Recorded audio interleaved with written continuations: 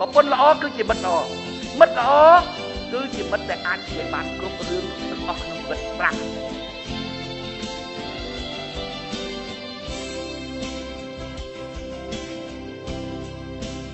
នៅគ្រាចុងក្រោយនេះខ្ញុំចង់និយាយខ្លះតាក់ទងជាមួយនឹងស្នេហាពីព្រោះថាក្នុងជីវិតរស់នៅប្រចាំថ្ងៃរបស់យើងមនុស្សជាទូទៅមិនអាចភ្លេចរួចអំពីរឿងស្នេហាបានទេអញ្ចឹងដើម្បីឲ្យមនុស្សមានស្នេហាប្រកបទៅដោយមនសិការជាមនុស្សមិនមែនជាស្នេហារបស់សត្វនិរឆានទេមនុស្សគឺជាសត្វមួយពពួកដែលមានធម៌សញ្ញាអាចមានមនសិការដឹងថាខុសដឹងថាត្រូវដឹងថាចម្រើនដឹងថាវិនិច្ឆ័យដឹងថារឿងគួរឬមិនគួរដូច្នេះប្រភេទទំនាក់ទំនងស្នេហាផ្លូវភេទរបស់ពួកគេ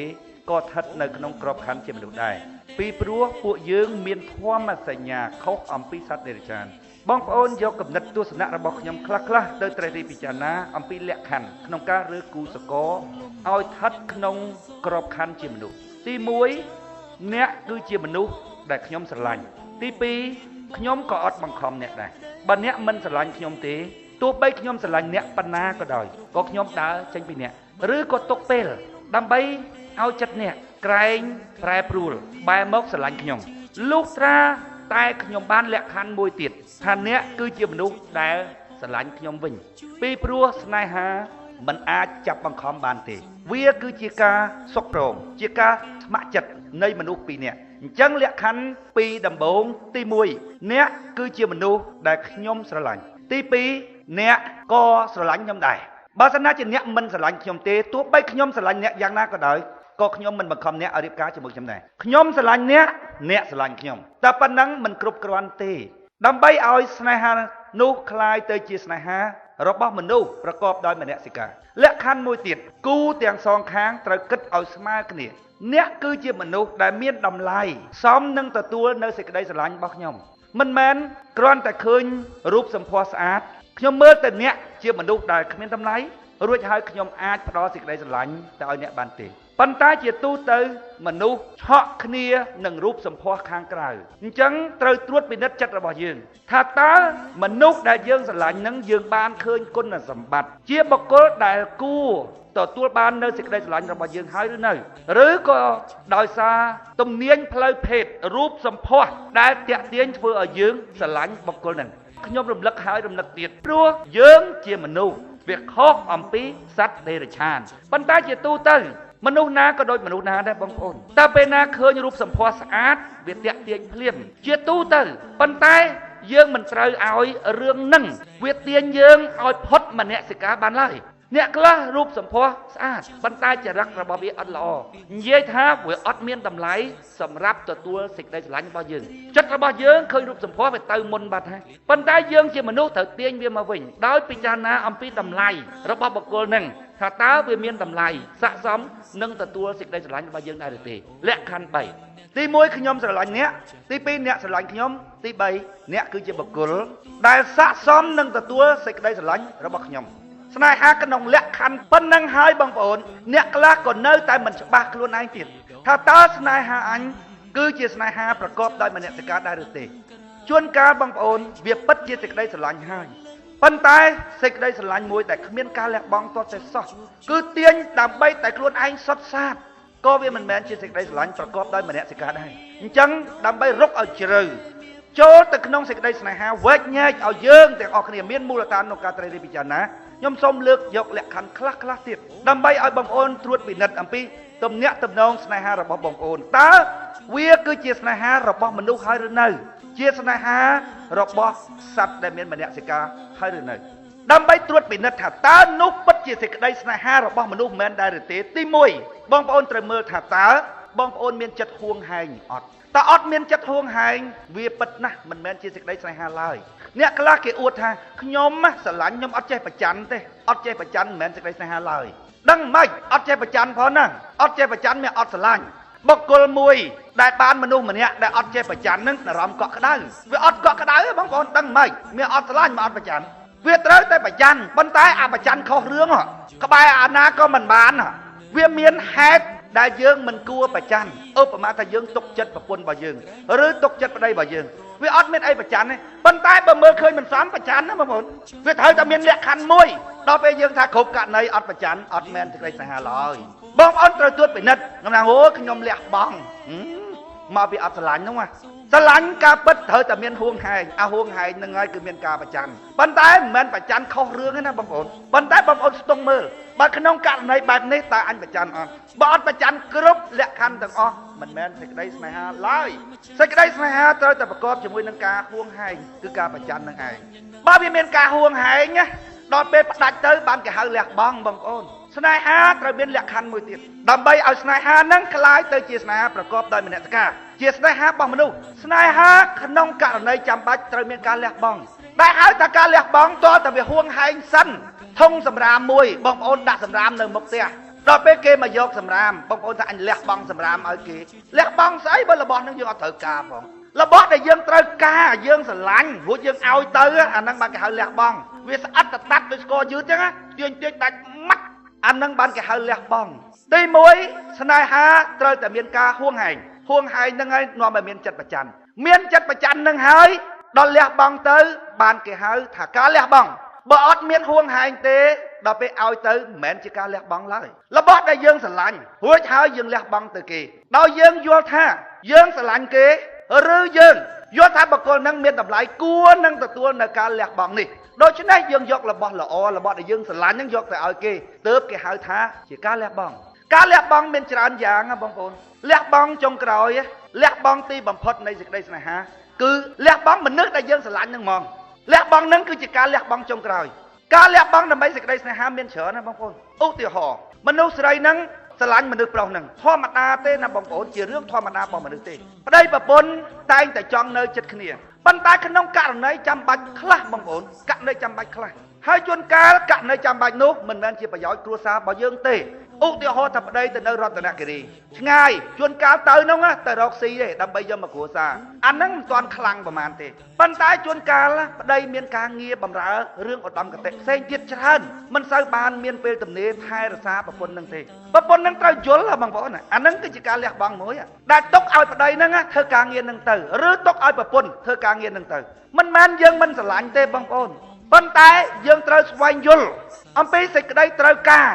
ឬការងារដែលដៃគូស្នេហារបស់យើងគេប្រកាន់យកពេលណាយើងស្រឡាញ់ដាច់ខាតយើងត្រូវតែស្វែងយល់ពីបុគ្គលហ្នឹងពីព្រោះកាលណាយើងស្រឡាញ់អូសយកតែយើងបងប្អូនមិនមែនជាស្នេហាប្រកបដោយមនសិការទេអ្នកស្រឡាញ់ព្រោះតែដើម្បីខ្លួនឯងទាំងអស់ហើយនិយាយថាខ្ញុំស្រឡាញ់អ្នកខ្លាំងណាស់ស្រឡាញ់របៀបហ្នឹងបងប្អូនធ្វើឲ្យមានការចង្អៀតចង្អល់ពិបាកដល់ដៃគូស្នេហារបស់យើងទៅវិញទេស្រឡាញ់ខ្លាំងពេកទេបងប្អូនធ្វើយើងមានអារម្មណ៍ធុញថប់អាចស្រឡាញ់ដើម្បីខ្លួនឯងបងប្អូនប៉ុន្តែបើយើងស្រឡាញ់ពិតប្រកបដោយមនសិការបងប្អូនយើងត្រូវស្វែងយល់ដៃគូរបស់យើងតើគេត្រូវការអ្វីបើការត្រូវការនោះគឺជាការត្រូវការខុសយើងត្រូវពន្យល់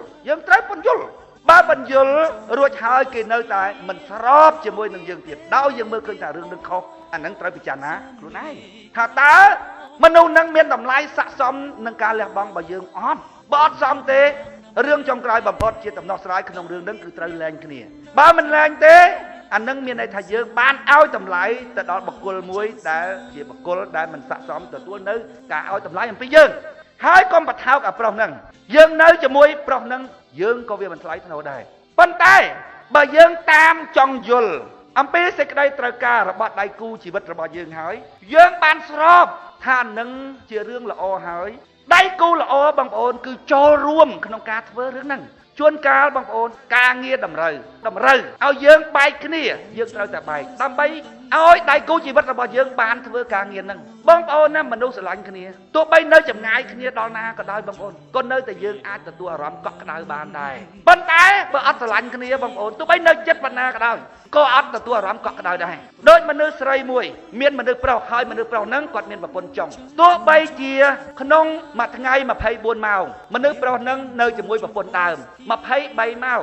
នៅជាមួយប្រពន្ធចុងតែកន្លះម៉ោងទេប៉ុន្តែប្រពន្ធដើមអត់មានអារម្មណ៍កក់ក្ដៅទេថាអត្តបិនេះធ្វើការបន់ឲ្យទៅហើយអាចទៅនោះនេះវាអត់មានអារម្មណ៍កក់ក្ដៅទេប៉ុន្តែស្រីខាងនោះវិញជួនកាល2-3ថ្ងៃអត់ទាន់បានទៅតែមានអារម្មណ៍កក់ក្ដៅព្រោះដឹងថាប្តីហ្នឹងនៅឯនោះទេប៉ុន្តែចិត្តនៅជាមួយអញពេលដែលឲ្យផ្កាឲ្យស្រីដែលខ្លួនអត់ស្រឡាញ់មកបាច់អាធំ ដល់ពេលស្រីដែលខ្លួនស្រឡាញ់ទៅវិញអត់រួចដល់ទៅអត់រួចញ៉ាបរូបការមួយតាម Facebook ទៅគ្រប់គ្រាន់ហ្មងយើងមានអារម្មណ៍ថាកក់ក្ដៅហ្មងវាបកគលឲ្យស្រីមួយហ្នឹងផ្កាមួយបាច់ហ្នឹងបងប្អូនវាគឺជាលក្ខខណ្ឌដែលវាអត់អាចប្រកែកបានដូច្នេះវាចេះឲ្យទៅប៉ុន្តែចិត្តរបស់វានោះវានៅទៅនោះឯនោះបានតែផ្កាមួយផ្ញើតាម Facebook ទៅ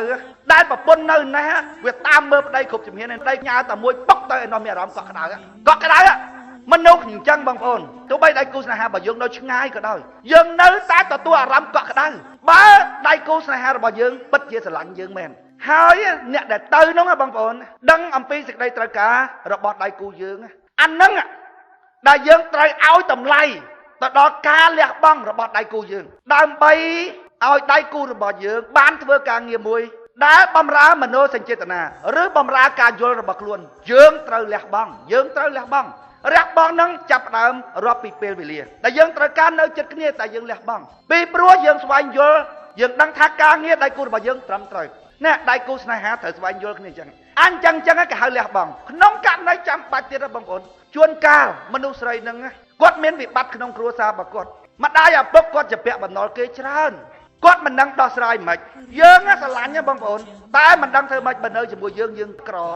ដូច្នេះយើងសុខចិត្តលះបង់មនុស្សស្រីនឹងឲ្យទៅគេប៉ុន្តែបងប្អូនណាដែលហៅតែលះបង់លោកដល់តែមនុស្សស្រីនឹងវានៅស្រឡាញ់ដែរណានៅស្រឡាញ់យើងដែរប៉ុន្តែបើមនុស្សស្រីនឹងចង់ដោយអាប្រុសថ្មីនឹងដែរអានឹងអស់តម្លៃដែលយើងហៅតែលះបង់គឺថាការលះបង់មានតម្លៃនោះគឺជាការលះបង់ដែលគិតដល់មនុស្សដែលយើងត្រូវលះបង់ផងបើមនុស្សស្រីនឹងវានៅតែស្រឡាញ់យើងប៉ុន្តែដោយសារករណីចាំបាច់បងប្អូនដឹងករណីអីខ្លះច្រើនរឿងក្នុងជីវិតរស់នៅខ្ញុំឧទាហរណ៍អស់ហើយជួនកាលយើងសុកចិត្តឲ្យមនុស្សស្រីនឹងទៅហើយមនុស្សស្រីនឹងក៏ស្រឡាញ់យើងយំបងប្អូនប៉ុន្តែរឿងនឹងត្រូវតែធ្វើស្នេហារបស់មនុស្សគឺអញ្ចឹងបងប្អូនស្នេហាបែបហ្នឹងហើយទើបគេហៅថាជាស្នេហាដែលមានការលះបង់ទី1ដែលហៅថាស្នេហាត្រូវមានការហួងហែងតើតើមានការហួងហែងបានឲ្យទៅហៅថាការលះបង់ហើយឲ្យទៅហ្នឹងរាប់ចាប់ពីពេលវេលារបស់ដែលយើងស្រឡាញ់ជួនកាលបងប្អូនមនុស្សស្រីខ្លះគាត់យល់មនុស្សប្រុសចិត្តល្អជួនកាលបងប្អូនទៅស្រុកគេមិនដែលបានទិញអីឲ្យប្រពន្ធមួយទេទិញឲ្យតែគេប្រពន្ធខ្លះអត់យល់ចិត្តប្តីគាត់ថាម៉េចហ៎បងឯងទៅស្រុកគេមិនដែលឃើញទិញអីផ្ញើអូនទេទិញផ្ញើគេវាចាំបាច់លុយយើងវាតិចទេអូនលុយយើងវាតិចគេនោះគេធំជាងយើងវាត្រូវការទិញឬក៏អ្នកនោះវាត្រូវការចាំបាច់តែមិនដែលយើងត្រូវតែទិញអូនឯងជាប្រពន្ធយល់បងប្អូនចូលរួមជួយប្តីដើម្បីសម្រេចវត្ថុបំណងរបស់ប្តីទៅទៀតអាហ្នឹងគេហៅដៃគូជីវិតងាយហ៎ប្រពន្ធល្អជាមិត្តល្អប្រពន្ធល្អគឺជាមិត្តល្អមិត្តល្អគឺជាមិត្តដែលអាចនិយាយបានគ្រប់រឿងទាំងអស់ក្នុងជីវិតប្រាក់ប៉ុន្តែជួនកាលប្រពន្ធណាបងប្អូនអត់អាចនិយាយរឿងខ្លះប្រាប់ទេដូច្នេះមានន័យថាយើងមិនទាន់រកបានដៃគូជីវិតទេនៅតែដៃគូភេទនៅឡើយទេដៃគូជីវិតគឺយើងអាចនិយាយបានគ្រប់រឿងទាំងអស់ប្រពន្ធល្អគឺជាមិត្តល្អអាចនិយាយបានគ្រប់រឿងល្អមួយទៀតលក្ខខណ្ឌប៉ុណ្ណឹងมันគ្រប់គ្រាន់ទេបងប្អូនទី1យើងត្រូវមានចិត្តហួងហែងអត់ចិត្តហួងហែងមិនសេចក្តីស្នេហាទេដល់ពេលមានហួងហែងហើយត្រូវមើលទៀតហួងហែងដើម្បីតែខ្លួនឯងកើតទេវាត្រូវមានការលះបង់ដែលហៅថាការលះបង់វាទាល់តែហួងហែងហើយឲ្យទៅបានចាត់ទុកជាការលះបង់ស្នេហាត្រូវតែមានការលះបង់បើអត់មានការលះបង់ទេសេចក្តីស្រឡាញ់មួយនេះគឺដើម្បីតែខ្លួនឯងអត់មានការលះបង់ទេហ្នឹងទី2ដល់ទី3បងប្អូនការលះបង់ដោយឥតមានគិតតម្លៃរបស់មនុស្សដែលយើងលះបង់អានឹងគេហៅឈួតទៀតបងប្អូនមនុស្សខ្លះគេថាអូយខ្ញុំលះបង់ដើម្បីប្រពន្ធខ្ញុំសពគ្រប់ឲ្យមើលប្រពន្ធវាតឡែតែប្រពន្ធចង់បានអីក៏ចេះតែលះបង់អានឹងងាប់ក្រោមកតុយក្បិនទេមិនលះបង់ទេស្រីនឹងអត់មានតម្លៃសោះវាធ្វើគ្រប់បែបយ៉ាងដើម្បីស្រីនឹងមិនលះបង់ទេនឹងងាប់ក្រោមកតុយក្បិនទេអញ្ចឹងលក្ខខណ្ឌរបស់វាត្រូវមើលទៀតថាតើបុគ្គលនឹងវាស័ក្តិសមទទួលបាននៅការលះបង់របស់យើងអត់អ្នកស្នេហាត្រូវគោរពលក្ខខណ្ឌអញ្ចឹងបើសិនណាជាបងប្អូនអត់បានគិតអញ្ចឹងទេបងប្អូនស្នេហារបស់បងប្អូនដឹងអីតម្រូវការផ្លូវភេទក៏មិនដឹងស្នេហារបស់សត្វក៏មិនដឹងហើយស្នេហាអញ្ចឹងបងប្អូនគេមិនយកមកចុះក្នុងប្រវត្តិសាស្ត្រទេហើយគេក៏មិនយកមកសរសេររឿងដែរវាទាល់តែស្នេហាដែលវាមានលក្ខណៈពិសេសស្នេហានងជាការលះបង់ស្នេហានងវាមានលក្ខណៈអប់រំឲ្យមនុស្សទៅធ្វើតាមផងស្នេហារបស់មនុស្សទូទៅសប្ងៃខ្ញុំមិនដឹងគេកើតសេចក្តីស្នេហាពីរឿងអីទេបងប្អូនខ្លះមិនយល់ខ្លួនឯងថាតើខ្លួនឯងស្រឡាញ់គេព្រោះរឿងអីផងអត់ដឹងយល់ជួនកាលខ្ញុំលើកលក្ខខណ្ឌមួយខ្ញុំថាខ្ញុំមិនកែកំហុសសោះឡើយបើខ្ញុំមើលឃើញថាខ្ញុំអត់ខុស ខ្ញុំកែកំហុសព្រោះតែខ្ញុំមើលឃើញតែខ្ញុំខុសមិនមែនព្រោះតែខ្ញុំចង់បានស្អីក៏ដោយក្រៅអំពីខ្ញុំមើលឃើញតែខ្ញុំខុសអ្នកខ្លះហ่าបងប្អូនចង់បានរបស់របរពីគេប៉ុន្តែអត់ទាន់ដឹងថាខ្លួនចង់បានទេឧទាហរណ៍ថាទៅធ្វើការជាមួយគេអីដឹងថាបើស្មោះត្រង់មួយគេទៅថ្ងៃក្រោយតកែនេះវាជួយតកែនឹងមើលឃើញណាគាត់អញ្ចឹងហើយអញ្ចឹងគាត់ក៏ស្មោះត្រង់ប៉ុន្តែស្មោះមើលអានឹងមិនស្មោះត្រង់ទេបងប្អូនស្មោះត្រង់គ្មានគ្នាបអីទាំងអស់វានៅតែត្រង់ដូចឈើត្រង់វាអត់មានគ្នាបអីទាំងអស់វានៅតែត្រង់អញ្ចឹងតែស្មោះត្រង់ដូចយើងមិញនេះណាគឺមានគ្នាបគៀបបងប្អូនដែលឃើញឈើសាឡាវវាកោងយ៉ាងគេចង់ឲ្យវាត្រង់គេដំទៅគោលទី1រួចហើយគេដាក់ឈើត្រង់គៀបវាគៀបរួចហើយដំទៅគោលទី2គៀបវាបន្តដំទៅគោលទី3ដំទៅត្រង់ថ្លឹងបងប្អូនប៉ុន្តែជួនកាល10ឆ្នាំជួនកាល20ឆ្នាំលបើកទៅគោលឡើងងាក់មកវិញដែរស្មោះត្រង់ចង់ឲ្យតកែជួយស្មោះត្រង់រាប់អានអាមួយហ្នឹងព្រោះសម្លឹងឃើញអីគេហែងបើមិនធ្វើល្អជាមួយគេទេថ្ងៃក្រោយគេមិនជួយហែងវិញតែអញ្ចឹងដល់ពេលអញ្ចឹងខំបាំងធ្វើល្អមួយគេទៅដល់ធ្វើល្អមួយគេទៅដល់ពេលគេអត់ជួយលបើកទៅគោលដល់លបើកទៅគោលងាក់មកវិញត្រង់ហ្នឹងដែលខ្ញុំនិយាយថាយើងស្មោះត្រង់ពីព្រោះយើងយល់ពីតម្លៃនៃការស្មោះត្រង់យើងកាលពីមុនធ្លាប់វាចយើងដឹងថាវាចខុសយើងត្រូវកែមកស្មោះត្រង់ពីព្រោះយើងយល់ថាយើងខុសមិនមែនព្រោះតែយើងចង់បានអីឡើយប៉ុន្តែអ្នកខ្លះទៀតដែរបងប្អូនបែងចែកអត់បានឧទាហរណ៍គាត់ជួយគេដល់ជួយគេទៅគេវាមិនល្អគេល្មិលគុណយើងវាក្តៅក្រហាយដល់អ្នកឲ្យយោបល់គេឲ្យយោបល់ថាម៉េចទេថាមកអំពីយើងជួយចង់បានអីត្រឡប់មកវិញខ្ញុំចេះតែយកកំណត់ហ្នឹងមកគិតត្រេះរិះពិចារណាជួយកុំរំពឹងទុកខ្ញុំថាអត់ជួយត្រូវតែរំពឹងសួរតើយើងចង់បានអីពីបុគ្គលហ្នឹងមកវិញថាអត់ទេប៉ុន្តែយ៉ាងតិចបំផុតក៏យើងជួយដោយរំពឹងថាបុគ្គលហ្នឹងជាមនុស្សល្អដែរបានយើងជួយប៉ុន្តែដល់ពេលយើងជួយទៅវាអត់ល្អត្រង់ណាត្រង់យើងជាមនុស្សល្អជាមួយវាអាចល្មើលគុណបានបងប្អូនចាណាមើលមិនមែនយើងចង់បានអីមកវិញទេគ្រាន់តែយើងចង់ជួយមនុស្សល្អតែបើគ្រាន់តែមនុស្សដែលជួយវាផងវាអាចល្មើលគុណបានតើវាមនុស្សល្អមិនយើងអត់ត្រូវការអីត្រឡប់មកវិញមែនណាបងប្អូនគ្រាន់តែត្រូវការថាមនុស្សហ្នឹងមានតម្លៃសម្រាប់ការជួយចុះបើគ្រាន់តែមនុស្សដែលល្អជាមួយវាល្មើលគុណហើយតើមនុស្សហ្នឹងវាមានតម្លៃសមយើងជួយអត់នេះយើងទោមនុស្សត្រង់ហ្នឹងដល់អ្នកខ្លះគេមិនថាអញ្ចឹងគេថាម៉េចគេថាមកពីយើងជួយចង់បានអីត្រឡប់មកវិញខ្ញុំថានេះទ្រឹស្ដីច្រើនពេកនេះខ្ញុំទទួលយកអត់បានទេបងប្អូនមនុស្សដែលខ្ញុំជួយខ្ញុំយល់ថាមនុស្សហ្នឹងល្អដល់ពេលវាល្មើលគុណមកលើយើងវិញមិនមែនខ្ញុំចង់ឲ្យគេដឹងគុណខ្ញុំទេតែមនុស្សល្មើលគុណមនុស្សដែលជួយចឹងមនុស្សហ្នឹងមិនល្អបងប្អូននឹងអត់ល្អទេដល់មនុស្សអត់ល្អចឹងសួរតើយើងមានវិបត្តិសេរីដែលយើងមើលមនុស្សនឹងខុសហើយយើងជួយចឹងណាមិនមែនយើងជួយចង់ឲ្យគេជួយយើងត្រឡប់មកវិញមិនមែនចឹងទេត្រង់ហ្នឹងដែលខ្ញុំនិយាយថាខ្ញុំកែកំហុសទាំងឡាយមិនព្រោះតែដើម្បីបានស្អីត្រឡប់មកវិញក្រៅអំពីខ្ញុំមើលឃើញថាអ្វីដែលខ្ញុំធ្វើនោះខុសទេឲ្យតែខ្ញុំមើលឃើញថាអ្វីដែលខ្ញុំធ្វើនឹងខុសគឺខ្ញុំកែភ្លាមហ្មងអាត្រង់ហ្នឹងដែលអ្នកខ្លះគេនិយាយថាបើអ្នកស្រឡាញ់ខ្ញុំសូមអ្នកទទួលយកនៅភាពជាខ្ញុំមិនទទួលយកទាំងអស់ទេណាបងប្អូនទទួលតែត្រូវទេណាបើអ្នកត្រូវហើយអ្នកមិនបាច់កែទេបើខ្ញុំកែលុះត្រាតែខ្ញុំមើលឃើញថាខ្ញុំខុសបើខ្ញុំខុសហើយខ្ញុំត្រូវតែកែខ្ញុំកែហើយខ្ញុំនៅឈរស្ងៀមក្នុងភាពជាខ្ញុំមិនមែនថាអូយខ្ញុំនឹងគេដេកម៉ោង6ងើបប្រពន្ធខ្ញុំដេកម៉ោង10បានងើបមិនចេះធ្វើស៊ីអីទាំងអស់មិនចេះរកស៊ីអីទាំងអស់ចេះតែធ្វើខ្លួននឹងហើយជាខ្ញុំដូច្នេះបើអ្នកស្រឡាញ់ខ្ញុំអ្នកស្រឡាញ់ភាពជាខ្ញុំផងជួយម៉ានេះស្រឡាញ់របៀបហ្នឹងទទួលយកភាពជាខ្ញុំមានន័យថាខ្ញុំបានកែខ្លួនខ្ញុំរួចហើយពេលណាអ្នកឃើញខ្ញុំខុសអ្នកប្រាប់ខ្ញុំមកថាខ្ញុំខុសអញ្ចឹងចេះបើខ្ញុំមើលឃើញថាអ្វីដែលអ្នកនិយាយហ្នឹងគឺខ្ញុំខុសអញ្ចឹងមែនណាខ្ញុំកែភ្លាមកែនេះមិនមែនព្រោះតែដើម្បីផ្គប់ចិត្តអ្នកទេប៉ុន្តែព្រោះតែខ្ញុំមើលឃើញថាខ្ញុំខុសពេលណាខ្ញុំមើលឃើញថាខ្ញុំត្រឹមត្រូវរួចហើយខ្ញុំឈរនៅលើភាពជាខ្ញុំរួចហើយទើបខ្ញុំនិយាយថាបើអ្នកស្រឡាញ់ខ្ញុំសូមអ្នកទទួលយកភាពជាខ្ញុំមិនមែនមានន័យថានាងឯងចង់ស្អីក៏ដោយរួចហើយឲ្យមនុស្សប្រុសម្នាក់ហ្នឹងទៅស្រឡាញ់នាងឲ្យទទួលយកនៅគ្រប់អ្វីជានាងជួយមិនបានទេហើយបើមនុស្សប្រុសណាតែធ្វើអញ្ចឹងនោះប្រុសល្ងងគឺខ្ញុំកែខ្លួននៅពេលដែលខ្ញុំដឹងថារឿងហ្នឹងខ្ញុំខុសខ្ញុំមិនមែនកែដើម្បីឲ្យបងស្រឡាញ់ខ្ញុំទេណាខ្ញុំកែព្រោះខ្ញុំមើលឃើញថាខ្ញុំខុសអ្វីដែលបងប្រាប់ខ្ញុំមកខ្ញុំគិតមើលទៅគឺខ្ញុំខុសមែនខ្ញុំកែហើយខ្ញុំអរគុណបងទៀត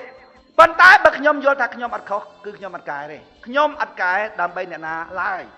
រួចហើយខ្ញុំនឹងឈរនៅលើភាពជាខ្ញុំបើអ្នករាប់អានខ្ញុំបានអ្នករាប់អានចុះបើអ្នករៀបការជាមួយខ្ញុំបានអ្នករៀបការចុះឲ្យខ្ញុំកែដើម្បីឲ្យអ្នកមករៀបការជាមួយខ្ញុំសុំទោសខ្ញុំមករៀបការដែរហើយបើអ្នក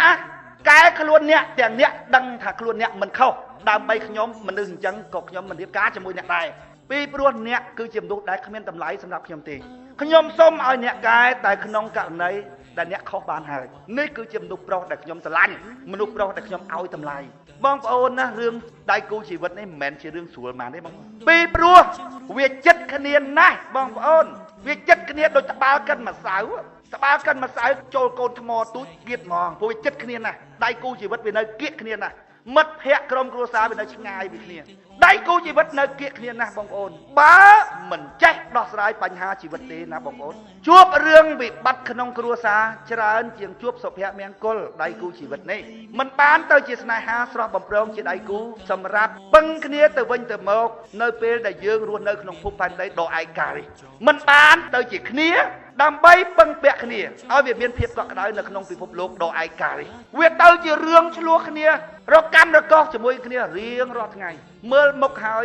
មិនមានអ្វីជាអនុស្សាវរីយ៍គួរឲ្យចងចាំឡើយអញ្ចឹងបានពេលខ្លះខ្ញុំចំណាយពេលដើម្បីនិយាយអំពីរឿងស្នេហានឹងខ្លះពីព្រោះជារឿងតាក់ទងជាមួយនឹងជីវិតរបស់មនុស្សច្រើនណាស់សរុបមកវិញអ្វីដែលខ្ញុំចង់ប្រាប់បងប្អូនអំពីរឿងការត្រួតពិនិត្យអំពីសេចក្តីស្នេហារបស់បងប្អូនថាតើពិតជាស្នេហាប្រកបដោយមនសិការមែនឬអត់ទី1បងប្អូនត្រូវសម្គាល់ចិត្តរបស់បងប្អូនថាតើទី1បងប្អូនហួងហែងអត់បើបងប្អូនអត់ហួងហែងច្បាស់ណាស់មិនមែនជាសេចក្តីស្នេហាឡើយដល់ពេលទី2បងប្អូនត្រូវមើលហួងហែងដើម្បីតែខ្លួនឯងគ្មានពេលលះបង់ទាល់តែសោះឬយ៉ាងម៉េចបើអញ្ចឹងបងប្អូនកុំស្រឡាញ់គេដូចបងប្អូនដាក់បន្ទុកទៅលើមនុស្សដែលបងប្អូនស្រឡាញ់អញ្ចឹងស្រឡាញ់បែបហ្នឹងបងប្អូនធ្វើបាបដៃគូដែលយើងស្រឡាញ់ទៅវិញទេហើយបើបងប្អូនសម្គាល់ថាបងប្អូនអត់ហួងហែងទេពេលដែលបងប្អូនលះបង់ទៅនោះបងប្អូនសម្គាល់ថាមិនមែនជាការលះបង់ទេត្រូវចាំត្រូវពលឲ្យត្រូវបងប្អូនអត់ហួងហែងការលះបង់មួយនោះមិនចាត់ទុកជាការលះបង់ឡើយបន្ទាប់មកទៀតបើសិនណាជាបងប្អូនលះបង់ដោយមិនគិតតម្លៃរបស់បុគ្គលដែលបងប្អូនត្រូវលះបង់នោះគ្រាន់តែងាប់ក្រោមកតុយក្បិនទេមិនមែនជាការលះបង់ប្រកបដោយមនសិការឡើយបងប្អូនត្រូវត្រួតពិនិត្យលក្ខខណ្ឌអញ្ចឹងទើបស្នេហារបស់បងប្អូនពិតជាស្នេហាប្រកបដោយមនសិការបែបមនុស្សលោកមែនខ្ញុំសូមបញ្ចប់ដំណើរគ្រាចុងក្រោយរបស់ខ្ញុំទៅប៉ុណ្ណេះសូមអរគុណ